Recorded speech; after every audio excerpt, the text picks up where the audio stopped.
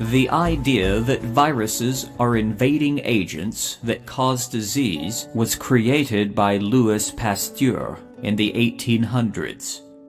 His theory, known as the germ theory of disease, is the catalyst for all theories existing in the medical profession.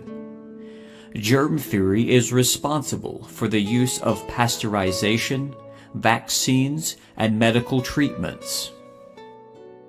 At the same time that Louis Pasteur was developing his germ theory, there was another French scientist by the name of Antoine Béchamp. Béchamp came up with his own theory of disease and documented and proved it in his book, The Third Element of Blood.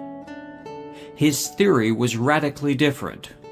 It was called the terrain theory.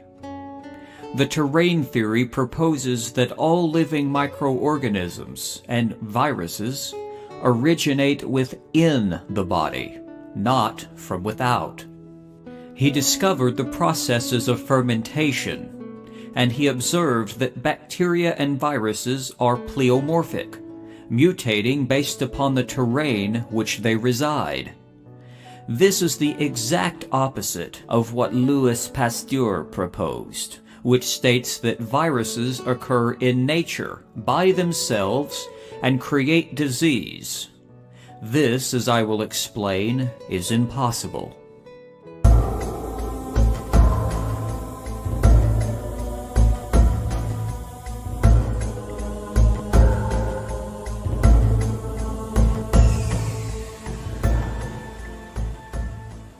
Viruses originate only in the presence of a living cell. However, science also says that viruses can occur in nature. So which is it? Viruses must have a cell in order to replicate. Science has admitted this. However, they are manipulating the people into believing only partial truths. The truth is that viruses are created in their whole form within the cell. They do not come from outside the body. They come from within the body. Viruses occur in the body as a result of systemic toxicity, not because the body has been invaded by an external threat. This is the big lie that the medical profession relies upon to justify the use of vaccines and dangerous medications. Without the false germ theory to rely upon and the contagious myth that is so brainwashed into people, the medical profession would have nothing to stand on and would topple like a house of cards.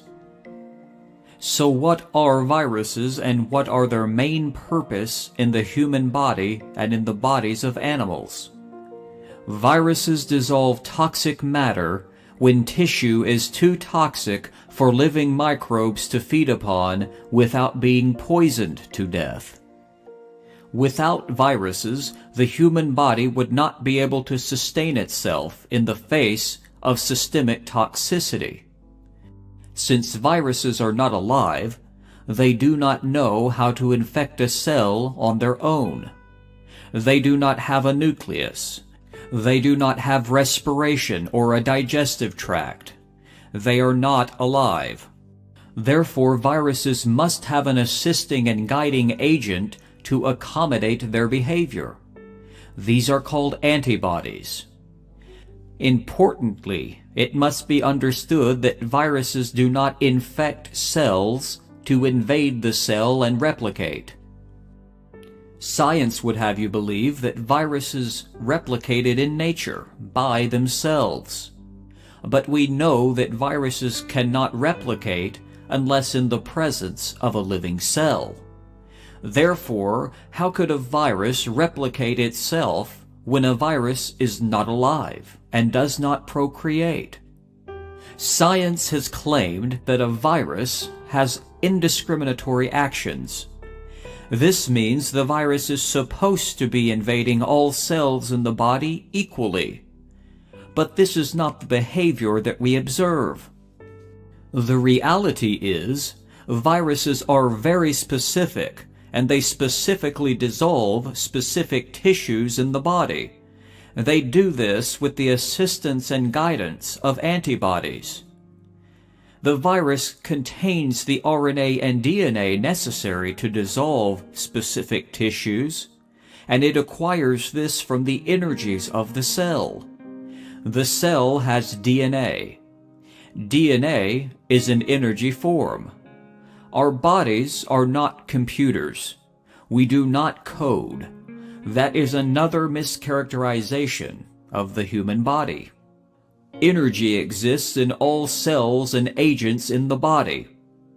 Cells will create the virus, therefore the cell will impart its own energy into the virus, which allows the virus, with the help of antibodies, to specifically dissolve tissue, waste, and debris. Viruses float in free suspension after they have left the cell. This is the nature of zeta potential. This is a law of the universe that keeps objects in free suspension, repelling or attracting themselves away from each other. This is an electrical energy charge known as static electricity. If viruses were not discriminatory and specific agents created by cells, we would observe everyone who gets infected with viruses all have the same level of sickness. But this is not what happens. This is a direct contradiction of virology itself. Because if viruses are contagious agents that come from outside the body, the virus would not care what level of health of the immune system or of the body that person had. Now, science would have you believe that viruses contain all the necessary tools to infect each region, tissue, and organ in the body. In the human body, we have many viruses. If I drink alcohol to excess for long periods of time, I may develop hepatitis. According to science, I would have had to have caught hepatitis if we are to go by the logic of virology. Why would the body create hepatitis virus in the liver? Because the cells in the liver are attempting to cleanse the liver and themselves of toxicity to restore and reverse a toxic liver condition. Now, it has been shown that there are over 320,000 virus variants inherent to Earth and nature. Thousands of those exist within the human body, and they exist in the form of a blueprint. The blueprint exists in the genome.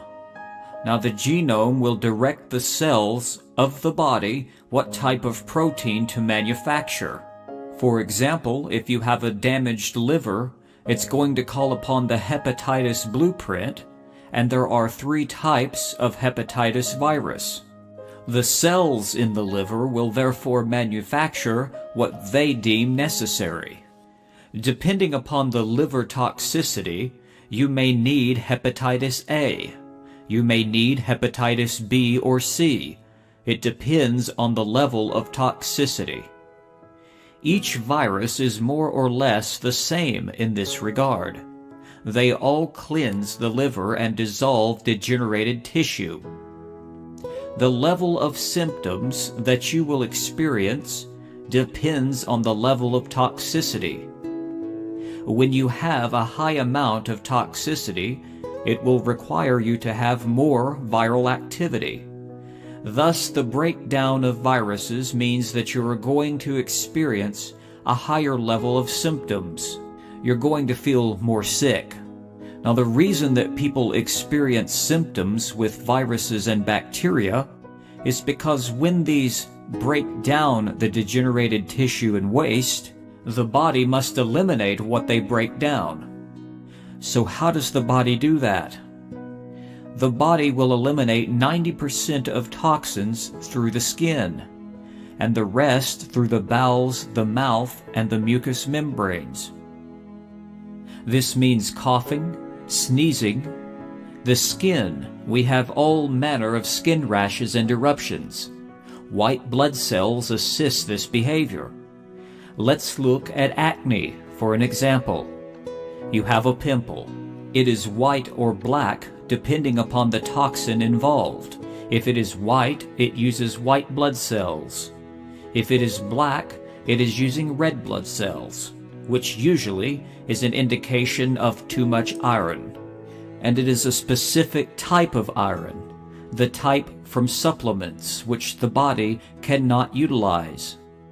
White blood cells assist the action of expelling toxins, which are crystalline in nature, like a shard of glass that ruptures out through the skin. Now the white blood cell helps neutralize this behavior. It tries to help push it out of the body. This is the behavior of all infection. It is always the body trying to expel toxins or foreign debris from inside the body.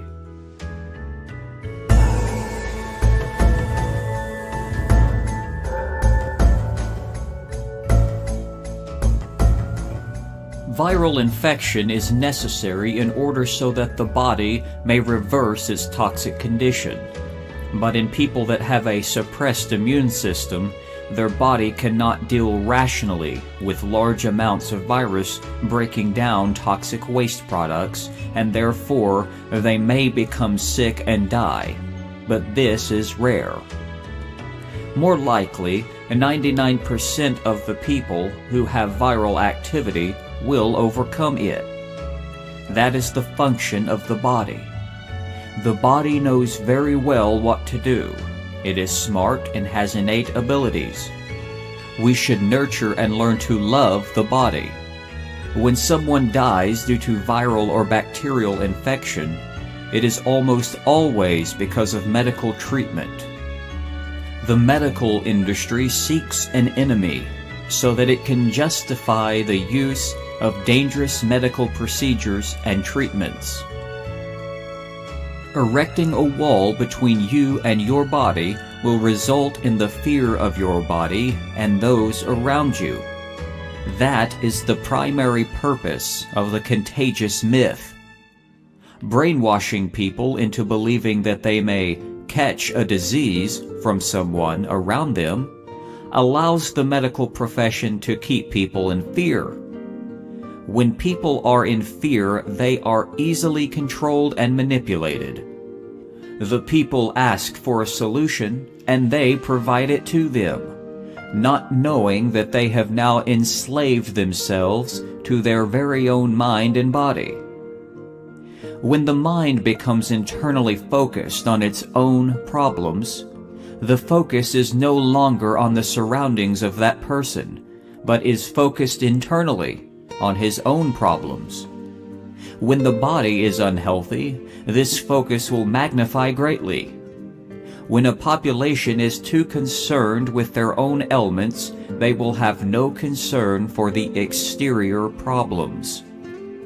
Those in power take the opportunity to exploit this nature of man, slowly taking the rights away from the individual.